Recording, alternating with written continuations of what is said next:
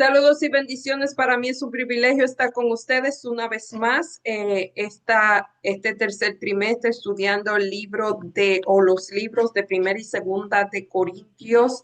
Y esta semana vamos a hablar de una lección muy interesante. Está muy cargada, muy nutrida, así que vamos a disfrutar de o vamos a aprender algo nuevo si no lo sabíamos, como cada semana. Pero antes vamos a pedir la presencia del Espíritu Santo por medio de la oración. Oremos. Amado Dios que estás en los cielos, alabado, glorificado, bendecido sea tu nombre, Señor. Gracias por la cruz. Gracias por ese sacrificio que tú hiciste en favor de la humanidad, Señor. Gracias por esa gran entrega, esa humillación, Señor, que para muchos era locura, pero tú sabías que era el único camino que nos daría la libertad. Muchísimas gracias por ello, Señor. Gracias porque tú nos das el tiempo para compartir esta lección de escuela sabática con las personas que nos ven. Te pedimos por cada una de ellas que tu Santo Espíritu haga morada en su mente, en su corazón, al igual que la mía, Señor, que limpie los canales de nuestra mente, Señor, si hay algo que impide el entendimiento de tu palabra, Señor, que tú lo desvanezca y que pueda ser una bendición para cada uno de nosotros. Todo te lo pedimos en el nombre y por los méritos de Jesús. Amén. Y esta semana vamos a entrar ya a uno de los mensajes que se encuentra en el libro de Primera de Corintios, que es el mensaje realmente de la Biblia completa, y es el mensaje de la cruz. Pero vamos a ver cómo para los corintios, o no solamente para los corintios, sino para todos estos pueblos del siglo I de la antigüedad, no era un mensaje muy halagador, que digamos, era un mensaje muy difícil de aceptar tanto para los judíos como para los gentiles. Eh, el versículo para memorizar dice: el mensaje de la cruz es locura para los que se pierden, pero para los que se salvan en poder de Dios. Primera de Corintios 1:18. Y aquí no habla de Cicerón. Esto era un orador, escritor romano, pagano, que él le decía que no se debía hablar de la cruz. La cruz era algo tan detestable que él decía que debía estar lejos de la mente, que no se debía pensar en ella. Mire, la cruz era tan detestable, un instrumento tan cruel y tan vergonzoso, que los ciudadanos judíos no morían en la cruz. La cruz estaba destinada para los criminales, para los peores criminales de las naciones que estaban bajo el dominio de Roma. Por eso Pablo no murió en la cruz, en cambio, Pedro sí.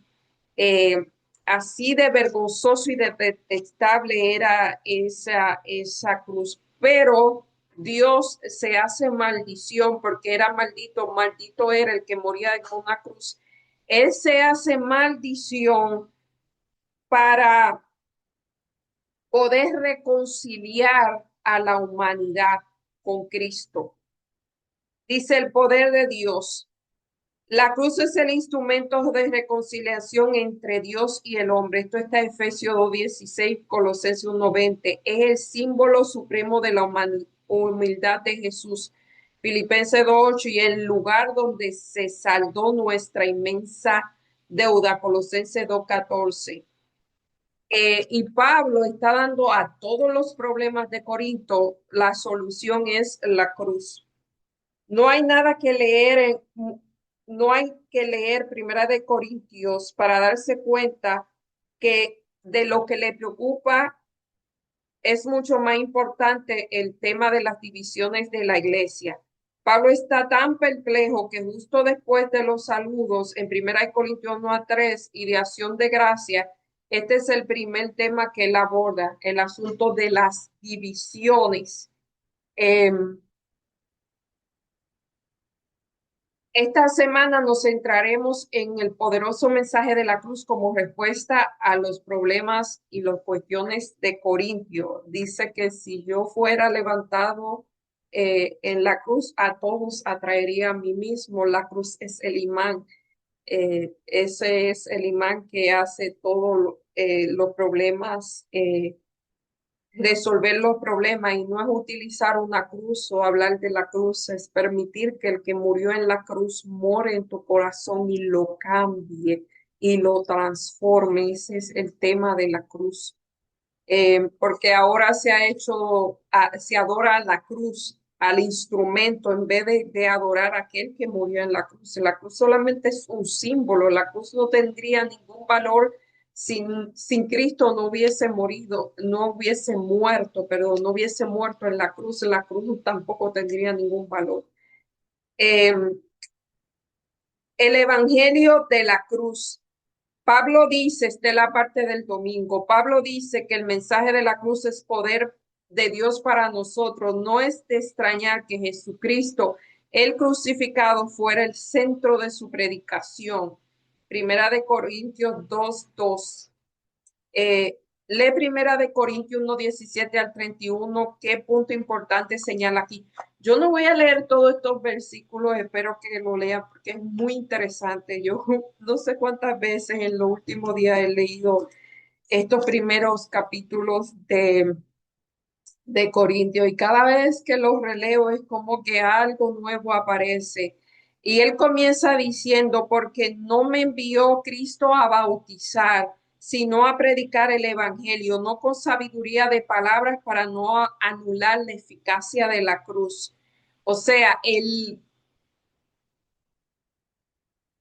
propósito principal de perdón, de Pablo, no era bautizar, o sea, ese no era el objetivo.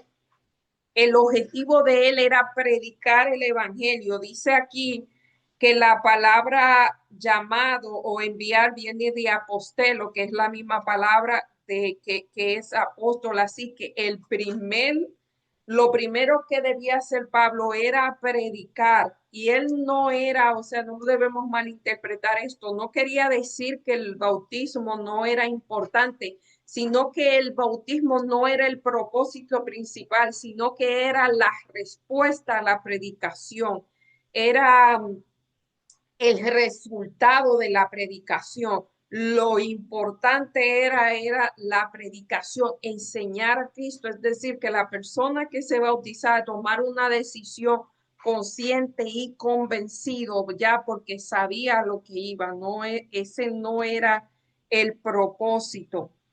Dice, no con sabiduría, aquí no con elocuencia, y no se quiere decir tampoco que la elocuencia sea algo eh, no sea algo perjudicial, sino que el mensaje no se debía, el foco del mensaje, el protagonismo del mensaje no era la elocuencia del expositor, no era para que vieran cuán elocuente es el expositor en esta ocasión, Pablo, sino que la cruz era el protagonista, era lo importante. El mensaje de la cruz es locura para lo que se pierden, pero para lo que se salvan es poder de Dios. Y claro que era una locura. O sea, nosotros quizás en este tiempo, y eso lo vamos a ver más adelante, yo no quiero adelantarme, pero en la cruz se mostró lo peor del hombre y lo mejor de Dios. O sea, se tomó una persona que era totalmente inocente, que solamente vino a hacer el bien y se le dio la muerte, la peor muerte posible. Eso es en el término físico, pero en el término espiritual, o sea, es decir, en el término espiritual mostraba eh,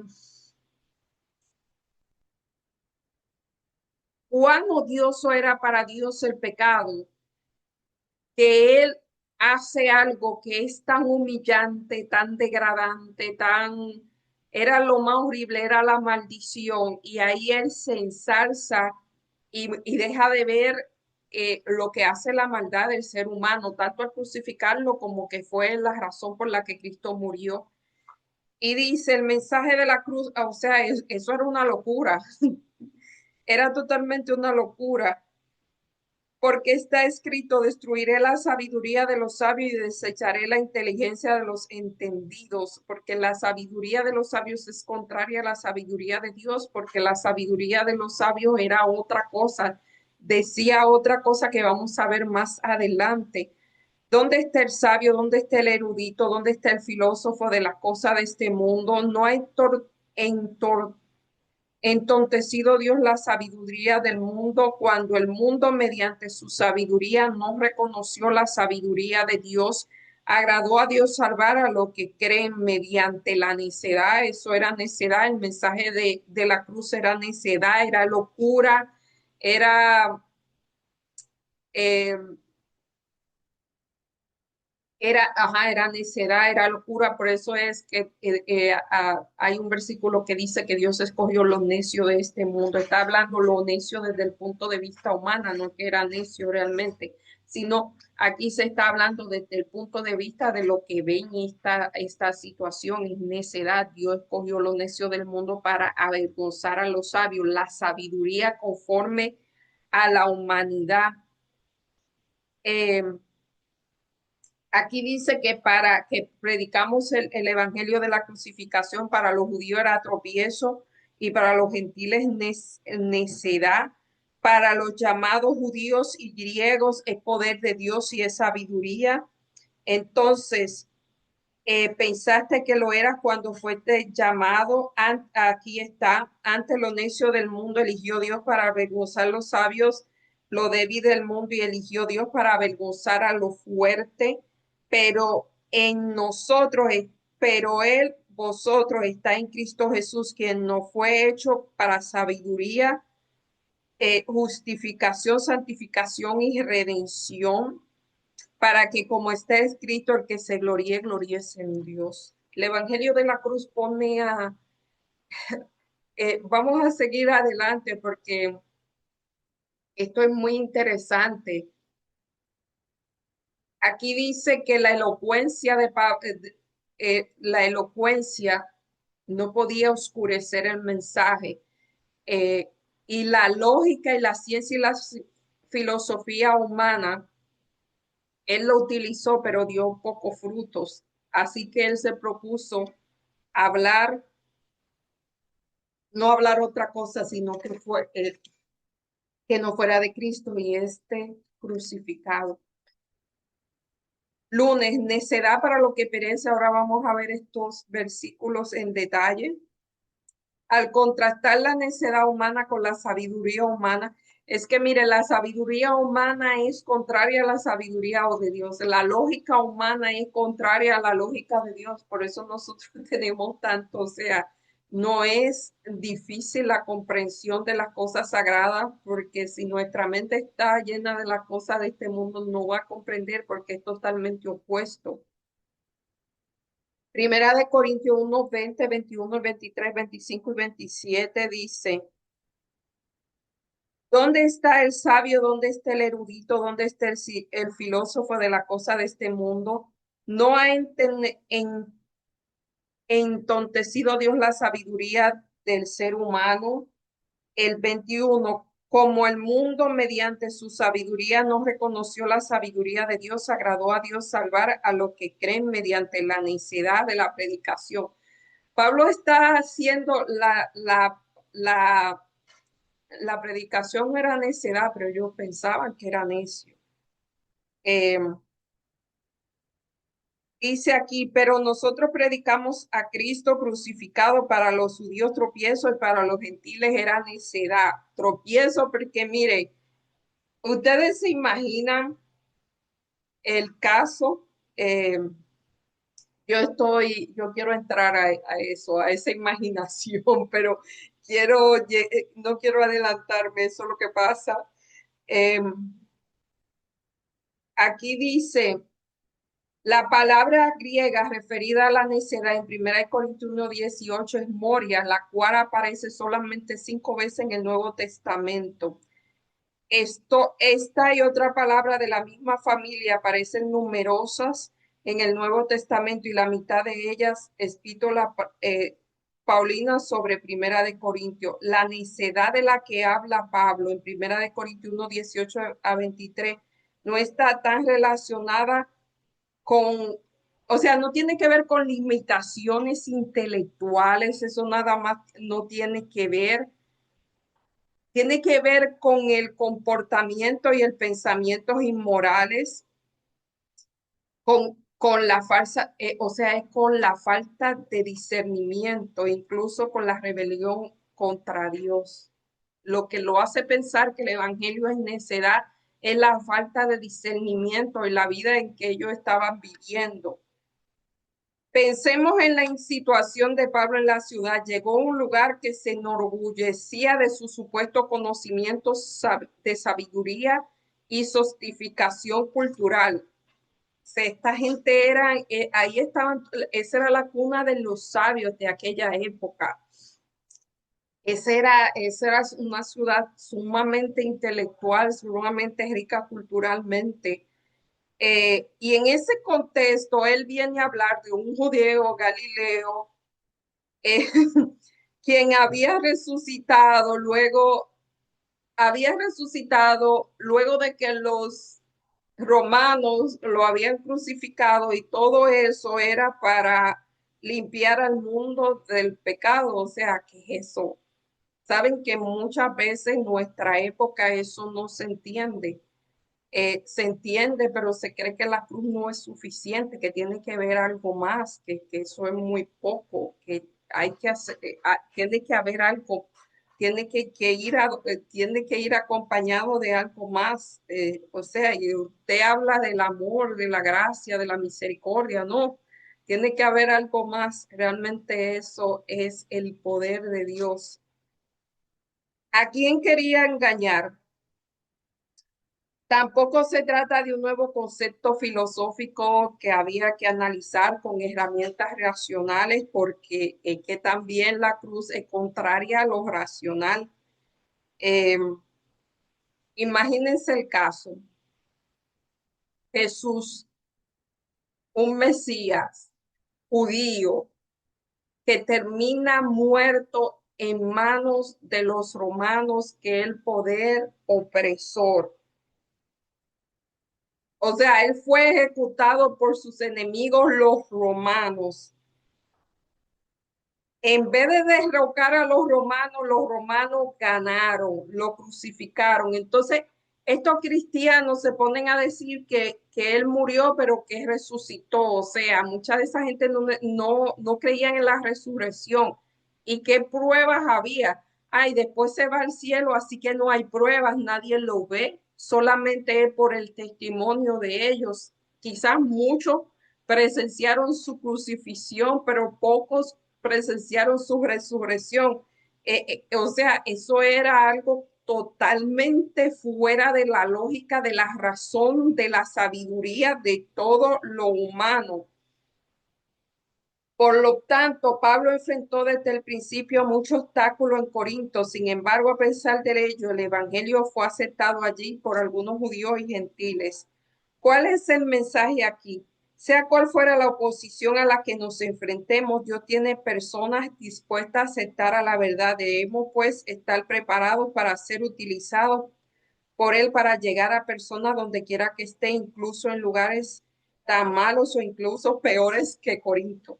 Fíjense, esto yo lo aprendí cuando yo aprendí esto, pues es más fácil. Su trabajo no es convencer ni convertir a la persona. Ese es el trabajo del Espíritu Santo. Aquí dice, eh, Pablo sembró, eh, Apolo regó, pero el que da el crecimiento es Dios. El llamado a Pablo era a predicar, no era a convertir, ni a convencer, ni a transformar, ni a dar crecimiento. Trabajo es únicamente del Espíritu Santo.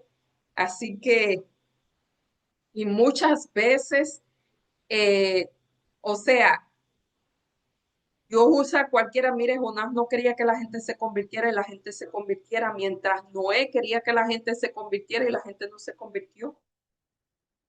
Eso es Eso es una cosa del Espíritu Santo con la persona. Depende del corazón de la persona, porque Dios no obliga a nadie, ni el Espíritu Santo obliga a nadie. El Espíritu Santo insiste, insiste, insiste, y siempre va a insistir hasta que la persona, pues, se aleje de Dios, pero ese es un trabajo del Espíritu Santo. Ni siquiera es que porque usted es muy espiritual, la gente, no, no, no, eso no es así. Lo que pasa es que hay muchas personas que le gusta seguir a personas y siguen a esa persona. Y si esa persona se tira de un puente, ellos también están siguiendo a la persona, no están siguiendo a Cristo. Eso es lo que sucede. Eso es diferente. Hay personas que tienen un poder de persuasión, de convencimiento, pero no es hacia Cristo, es para que lo sigan a ellos. Y hay personas también que tienen la mente media débil y siguen por ahí. Eso pasa mucho en los políticos, con los políticos y con otro tipo de personas, con los religiosos pasa mucho. Se levanta una persona que cree yo no sé en qué y ahí va la gente y lo sigue. Están siguiendo a esa persona, no están siguiendo a Cristo. Poder para quienes están siendo salvados en la parte del martes. El sentido de Primera de Corintios 1:18 es demasiado claro para no percibirlo, a saber que el mensaje de la cruz depende de cómo se mire. Si usted lo mira desde el punto de que eso fue un fracaso, no estoy diciendo que es así, que se puede mirar como si fuera un fracaso, como si fuera una locura, como si fuera una vergüenza, es así, puede ser así. Para los que se rebelan contra Dios es locura, pero el poder para quienes anhelan la salvación. En Primera de Corintios 1:20 dice, por medio de él Jesús vino a reconciliar todas las cosas, eh, así como lo que están en la tierra como lo que están en el cielo. Y en Primera de Pedro 2:24 dice, él mismo llevó nuestro pecado en su cuerpo sobre el madero para que podamos morir a los pecados y a nuestros y a todos los demás. Eh, y eso era una locura. Imagínense, eso no era difícil de comprender. Eh, Como hemos visto, el predicar el evangelio es necesario para evitar sabiduría de palabra, para no anular la eficacia de la cruz. A la luz de este texto resulta más sencillo comprender por lo contrario de la necedad del poder de Dios y no de la sabiduría humana. La cruz es tan contraria a la sabiduría humana, revela cuán necia realmente la sabiduría humana. Aquí hay una cita, están simplemente cosechando. En el texto griego de Primera de Corintios 1:18 sugiere que lo que se pierden están simplemente cosechando las consecuencias de sus acciones y puede ser parafraseado de la siguiente manera, porque el mensaje de la cruz es una locura para los que se destruyen a sí mismos. Pablo proporciona una base bíblica para afirmar la perdición de esta persona citando a el versículo 19. Eh, Aquí dice, porque está escrito, destruiré la sabiduría de los sabios y desecharé la inteligencia de los entendidos. Lo que parece contradecirse el orgullo autodestructivo mencionando antes, o sea, esta gente sentían orgullo de su sabiduría. La sabiduría de Dios siente humildad, la sabiduría del hombre siente orgullo.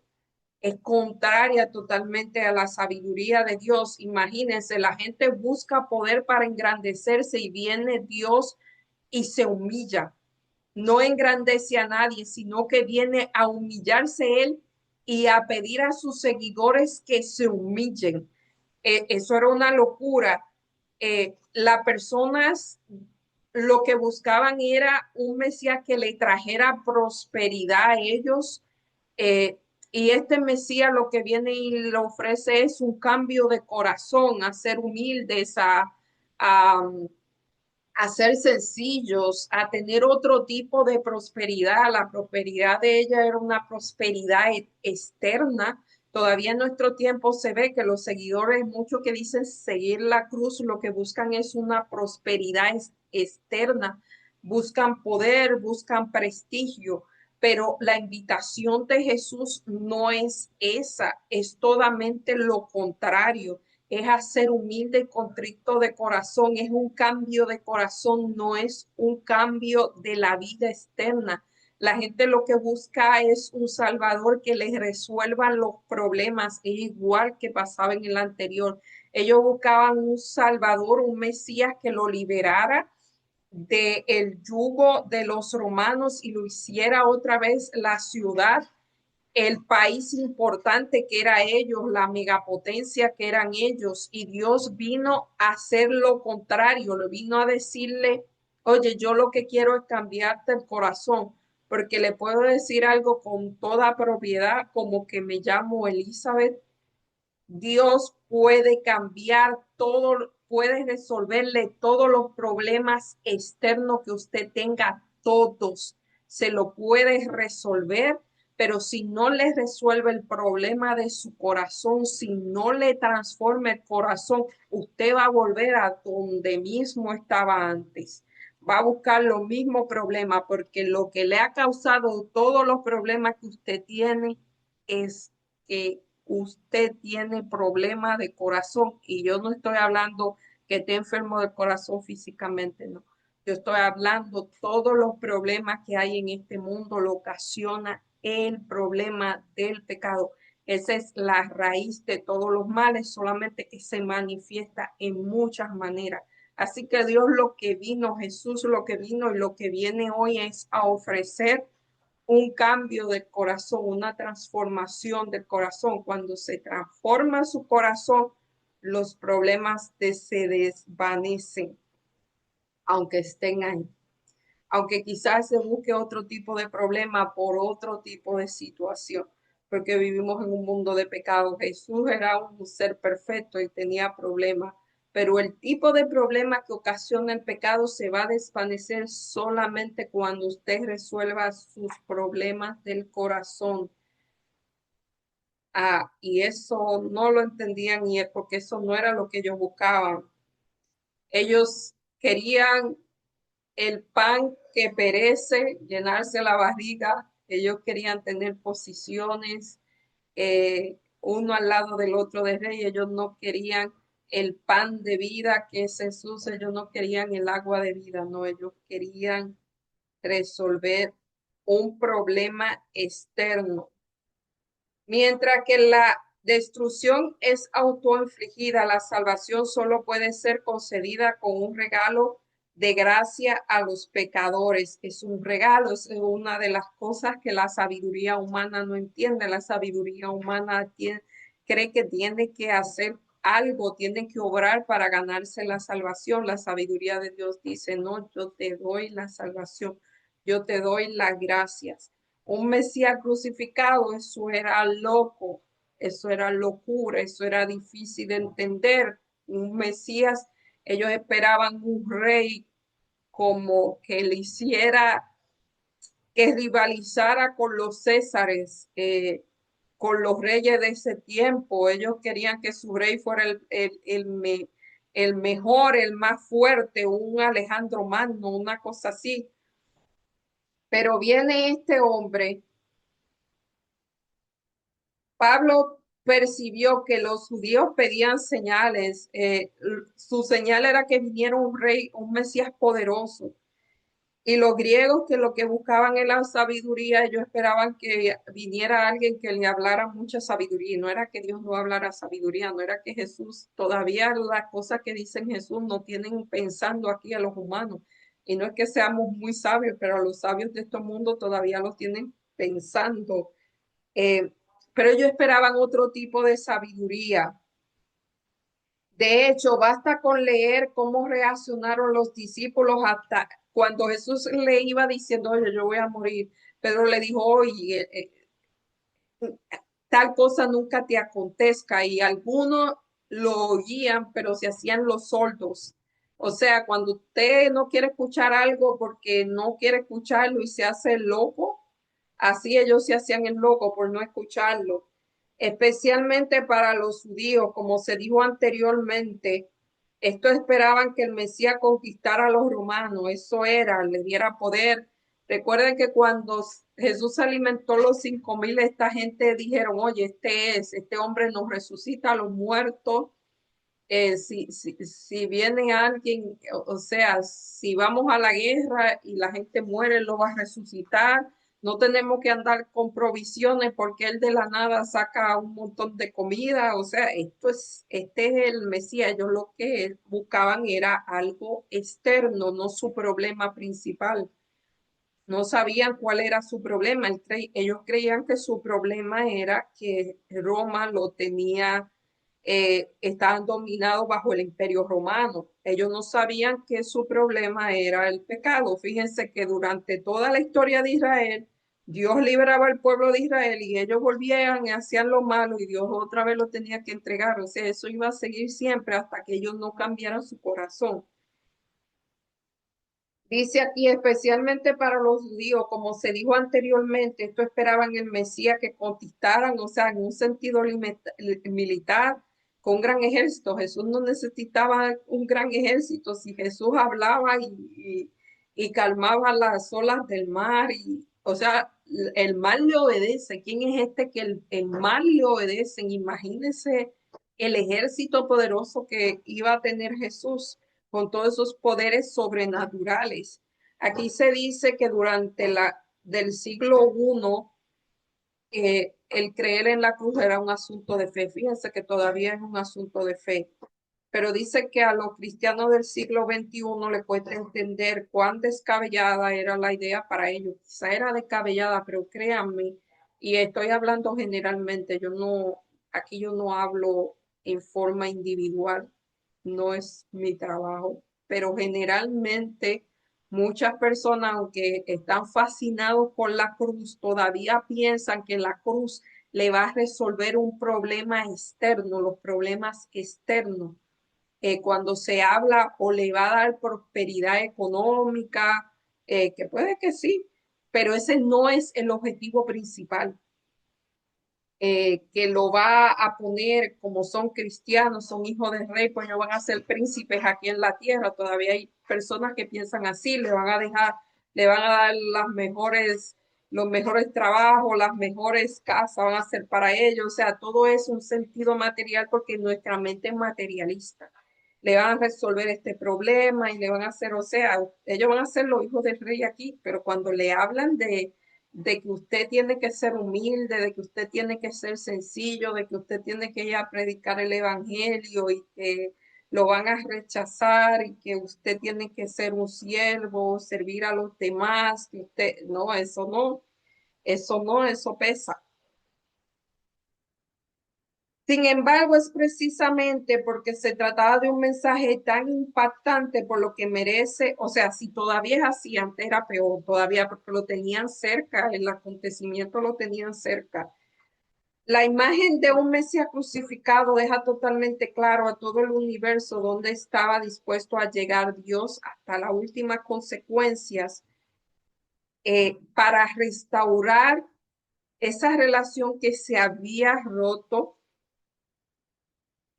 para volver a conectar el cielo con la tierra, para volver a conectar esa uva a la vid, para volvernos a conectar de la fuente del poder. Eso hizo Dios. Imagina, sin embargo, lo de que debió significar para los seres sin pecado que conocían y adoraban al Señor Jesucristo. O sea, ver a Rey, o sea, nosotros no tenemos una idea concreta de lo que es Dios, nosotros tenemos imágenes vagas por lo que hemos escuchado, pero palabras humanas no pueden describir quién es Dios realmente. Los ángeles sí saben, y ver a su Rey descender al cielo como un niño indefenso, rechazado, menospreciado, y ver la crueldad humana hacia su creador, la rabia, cómo ellos se ensañaron como al punto de crucificar para ellos, o sea, debe ser una cosa horrible, seres que no conocen el pecado, que no conocen la maldad, para ellos debió ser algo impactante. Lee Romano, perdón, Hechos 13, 16 al 47, especialmente los versículos, yo solamente voy a leer los versículos 26, 38 y 47, pero aquí nos habla de Pablo predicando en Antioquía de Pisidia. Es siempre las predicaciones de Pablo, de Pedro y de toda esa gente comienzan hablando de todas las cosas que Dios hizo con el antiguo Israel, las proezas, las maravillas que Dios hizo. Así hablan los mensajes. Primero te hablo lo que Dios ha hecho por ti y luego te digo, eh, sígueme. No se le puede presentar el infierno, primero hay que presentarle la bondad de Dios. Esto es un mensaje por amor, no por miedo. Entonces Pablo se levantó, hizo señal de silencio con la mano y dijo: Israelitas, y lo que teméis a Dios, oíd. Perdón, es el 26, pero él dijo eso. Hermanos, hijos del linaje de Abraham y extranjeros que están entre vosotros, teméis a Dios, teméis a Dios. A vosotros ha sido enviado este mensaje de salvación, primeramente a los judíos y luego a los demás.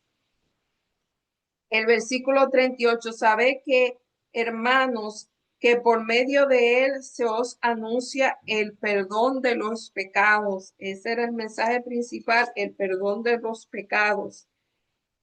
Porque así nos ha mandado el Señor. Te he puesto por luz de los gentiles para que sea salvación hasta lo último de la tierra. Ese era el mandato de Pablo. Como los judíos lo rechazaron, no los rechazaron a él, ya los judíos habían rechazado a Dios, ellos seguían siguiendo a Dios, pero ya ellos lo habían rechazado. Pablo fue a los gentiles. Pablo dice que Cristo lo envió a predicar el evangelio. Por eso proclamaba el mensaje de un Mesías crucificado. Ese es el evangelio. Cristo vino, murió y resucitó para darnos salvación a, a nosotros los seres humanos. Las demás cosas pues son complementos, pero este es el centro del evangelio. Por este hecho giran todos los demás. Al proclamar el evangelio no empleó excelencia de palabra o de sabiduría, sino que se centró únicamente en Jesucristo y en este crucificado. Su discurso y su mensaje no consistieron en palabras persuasivas de humana sabiduría, sino en demostración del espíritu y el poder, porque de hecho la sabiduría del hombre contrasta visiblemente con el poder de Dios.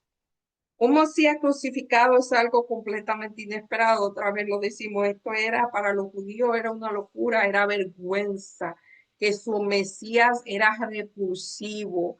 O sea, era lo peor, que su Mesías, ellos querían un Mesías por el cual se sintieran orgullosos para que ellos también pues volvieran a ser quien eran antes, ese país poderoso, esa potencia grandiosa para volver a restaurarle, pero viene este Mesías a hablarle de sencillez, de humildad y de, de salvación, de muerte en la cruz, eso para ellos era una locura. Cristo, poder y sabiduría de Dios es el jueves. En Primera de Corintios 1:19, y vuelvo y digo, si uno lo analiza bien, y vuelvo y digo, estoy hablando generalmente todavía, muchas de las cosas que esta persona lo creían todavía eso se ve. Porque está escrito, destruiré la sabiduría de los sabios y desecharé la inteligencia. El 20. ¿Dónde está el sabio? ¿Dónde está el erudito? ¿Dónde está el filósofo de la cosa de este mundo? No ha entorpecido Dios la sabiduría. Y estos versículos pues se repiten una y otra vez, se resaltan. Pero por él vosotros estáis en Cristo Jesús, quien no fue hecho por Dios sabiduría, justificación, santificación y redención, para que como está escrito, el que se gloríe, si usted tiene algo de que gloriarse, gloríese en Dios, no en usted. La sabiduría humana y la sabiduría de Dios son increíblemente diferentes, son polos opuestos. Pablo no rechaza la sabiduría como tal, porque la sabiduría es Dios, sino el tipo de sabiduría humana. Trata de competir, que trata de competir con Dios. La sabiduría humana es incapaz de liberar del pecado a los seres humanos. Solo la sabiduría de Dios puede. Y mire, muchas cosas de la sabiduría del ser humano es que nosotros no podemos salvar por nuestras propias obras. Eso es sabiduría humana. Solamente Dios puede salvar, pero el ser humano dice que puede salvarse por sus propias obras. Eso es un ejemplo de una sabiduría humana. Pero todo lo que se salva, literalmente quienes están siendo salvados, pues la cruz es poder de Dios. Para los llamados, Cristo es poder. O sea, para estas personas que son llamados y aceptan el llamado de Dios y tienen el discernimiento de Dios y comienzan a entender lo que significa, la cruz es lo que no la cruz, sino quien murió en la cruz, porque la cruz sin Dios no tiene significado, o sea, la cruz es un instrumento de tortura realmente. Lo que hace a la cruz interesante es que Cristo murió en ella, es quien murió en la cruz, no es la cruz. Muestra que Cristo es poder de Dios en el sentido de que tiene el poder de salvar a las personas de sus pecados. De hecho, agradió a Dios salvar a los que creen mediante la necedad de la predicación. Y otra vuelve, digo, esto es una manera de decir lo que yo pensaba, no es que la predicación era necedad, es que ellos pensaban que era de necedad. Las expresiones para los que se salvan, para los que creen, para los que son llamados, para los elegidos, para los que viven en la experiencia de la salvación por medio de la fe, pues esto es, la cruz son buenas nuevas. Lo lógico sería que fuera, o sea, el poder de Dios para salvación. O sea, la lógica humana y la lógica de Dios no tienen, porque la lógica sería lógica que uno se salvara por las obras, no por la gracia. Eh, O sea, la mentalidad humana y la mentalidad de Dios chocan. Dios se enfrentó y resolvió el problema del pecado, un problema que la sabiduría humana era incapaz de resolver. Es más, el ser humano no comprendía que su problema era el pecado, ¿saben? Nosotros muchas veces como seres humanos malinterpretamos las cosas y no sabemos cuál es nuestra real necesidad y pensamos que nuestra necesidad otra cosa era lo mismo lo que le pasaba a los antiguos. Ellos pensaban que su necesidad era liberarse del yugo romano, pero Dios decía que su necesidad era salvarse del pecado. En Primera de Corintios 1, 24 al 29 dice, para los que son llamados así como los judíos o como griegos, ahí no hay necesidad, nacionalidad o diferenciación. Lo que lo hace común es que son llamados. eh, Cristo es poder de Dios y sabiduría de Dios. Em, la sabiduría de este mundo es incapaz de hacer que las personas conozcan a Dios. Pueden conocer las cosas de Dios, pero conocer a Dios es otra diferente. Mire, para nosotros conocer a Dios y tener una relación con Dios, primero nosotros debemos reconocer nuestra necesidad, nuestra pecaminosidad Y cuando reconocemos nuestra pecaminosidad, reconocemos nuestra necesidad de Dios. Entonces podemos comprender la cruz, podemos comprender lo que acabo de decir hace un rato, que aún se solucionaran todos nuestros problemas externos y nuestro corazón sigue como está, no vamos a meter en las mismas situaciones una y otra vez. Era lo mismo que le pasaba al pueblo de Israel. Si Jesús hubiese resuelto venir como un Mesías, la historia se hubiese repetido una y otra vez. Pero para aceptar que lo que nosotros necesitamos es un cambio de corazón, para eso se necesita discernimiento y se necesita la sabiduría de Dios. Lo insensato de Dios es más sabio que lo de los hombres y lo débil de Dios es más fuerte que los hombres.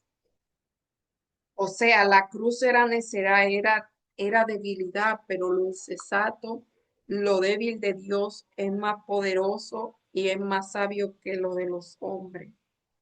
O sea, las cosas de Dios son diferentes. Tenemos que sentirnos débiles, tenemos que sentirnos pecadores para poder tener el acceso al poder de Dios, para tener acceso a la salvación de Dios. La lógica sería que nos sintiéramos orgullosos, que nos sintiéramos todopoderosos, que nos sintiéramos grandiosos, pero es todo, que nos sintiéramos perfectos, pero es todo lo contrario. Así que la sabiduría de Dios es, un- es, es contraria a la sabiduría del hombre. El hombre dice, ve y enorgullécete de quien tú eres, de lo que has hecho. Y Dios dice, dale la gloria a Dios. Siéntete humilde, siéntete nada para poderte ser alguien delante de Dios. Es todo lo contrario. El ser humano dice, guarda rencor, guarda resentimiento. Dios dice, perdona. Una locura, es una locura. Aquí en el deseado, aquí se recomienda en la parte del viernes leer el deseado de todas las de páginas 703, 717. Y dice, el pensamiento de las multitudes que viven hoy, en el pensamiento de las multitudes que viven hoy, la cruz del Calvario está rodeada de sagrados recuerdos. Para muchas personas es así, para otras no. Se relacionan con las escenas de la crucifixión sagradas asociadas, pero en los días de Pablo la cruz era considerada un sentimiento de repulsión y horror.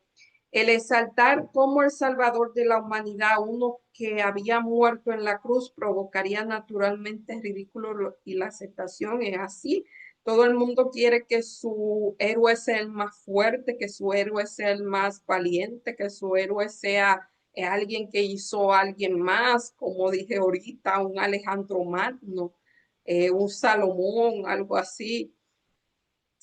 Pero vino Jesús, un hombre sencillo, humilde, que no tenía un lugar donde su cabeza reposar, que andaba con un montón de personas que no eran los eruditos del Sanedrín, eh, que andaba con los pies polvorientos haciendo cosas que ellos no comprendían. Eso era una cosa fuera de lo común. Pero en los días de Pablo, la cruz se considera el exaltar como salvador de la humanidad. Uno que había muerto en la cruz era una locura. Provocaría el ridículo y la oposición. Pablo sabía bien cómo sería considerado su mensaje tanto por los judíos como por los griegos en Corinto.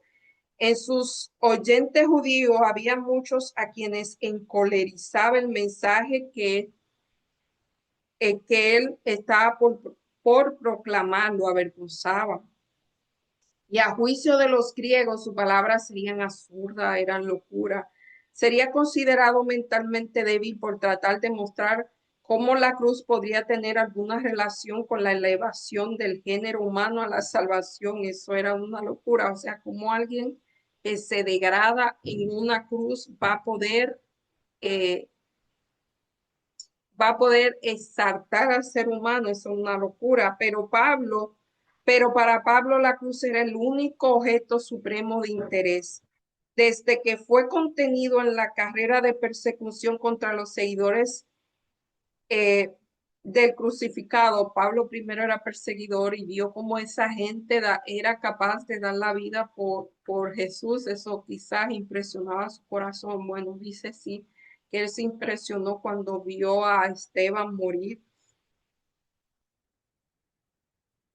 En el, Ajá, no había cesado de gloriarse en la cruz. En aquel entonces se le había dado una revelación infinita del amor de Dios, según se revela en la muerte en la cruz y se había producido en la vida, en su vida, una maravillosa transformación que había puesto todos sus planes y propósitos en armonía con el cielo. Todos los planes y todos los propósitos de Pablo cambiaron, aunque Pablo siempre creía que estaba haciendo la voluntad de Dios, pero sus propósitos cambiaron. Eso pasa cuando Dios lo llama. Cuando Dios llama a un ser humano, los propósitos, los planes cambian. Ahora no son los planes del ser humano, ahora son los planes de Dios. Y Dios se lo va revelando y a veces es locura, pero ese es el plan de Dios. Las cosas de Dios son locuras para el mundo, son contrarias.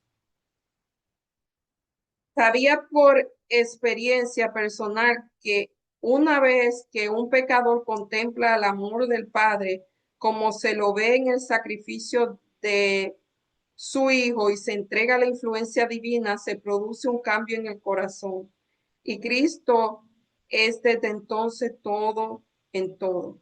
Esto es los Hechos de los Apóstoles 184, 185. Y eso es para eso fue que Cristo vino a morir en la cruz, para darnos ese cambio de corazón, para liberarnos de las ataduras del pecado.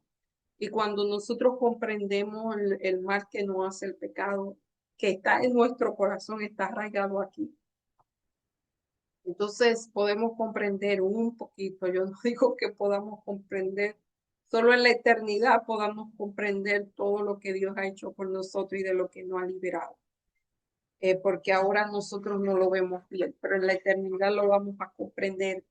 ¿Qué, ¿Cuál fue el sacrificio que él hizo? La profundidad, la inmensidad de ese gran sacrificio que Dios hizo en la cruz. Y vuelvo y digo, aquí la importancia no es en la cruz, aquí lo importante es quien murió en la cruz. La cruz era un instrumento de tortura, el peor de todo, la cruz era maldición. Es la cruz, lo que hace importante en la cruz es que Cristo escogió, no se obligó, Él escogió morir en la cruz. Bueno, yo me despido, le deseo un feliz día de la independencia, ya los fuegos artificiales están sonando y yo creo que el tiempo se ha ido, el tiempo se me pasa muy rápido. Oremos, amado Dios que estás en los cielos, alabado y glorificado sea tu nombre, Señor. Gracias por la cruz, gracias por eh, tu sacrificio, gracias porque tú decidiste hacerte maldición para que nosotros pudiésemos ser liberados del pecado, para que nosotros pudiéramos volver a tener una relación, pudiéramos volver a estar conectados a ti como antes del pecado, Señor. Ayúdanos a valorar cada día ese sacrificio, a que podamos amarte, Señor, eh, podamos honrarte con nuestra vida y con nuestros hechos. También te pido una bendición especial por cada persona que nos ve, por el pueblo venezolano, Señor, por las personas que han perdido seres queridos, por las que quizás todavía estén en las labores de rescate, y por tantas personas que están en alrededor del mundo, están sufriendo, están pasando por momentos de dificultad, sé con cada uno de ellos y que tu brazo lo abrace, Señor, y que y su corazón pueda llenarse de esperanza a pesar de estar viviendo en momentos difíciles. Todo te lo pedimos en el nombre y por los méritos de Jesús. Amén. Bye.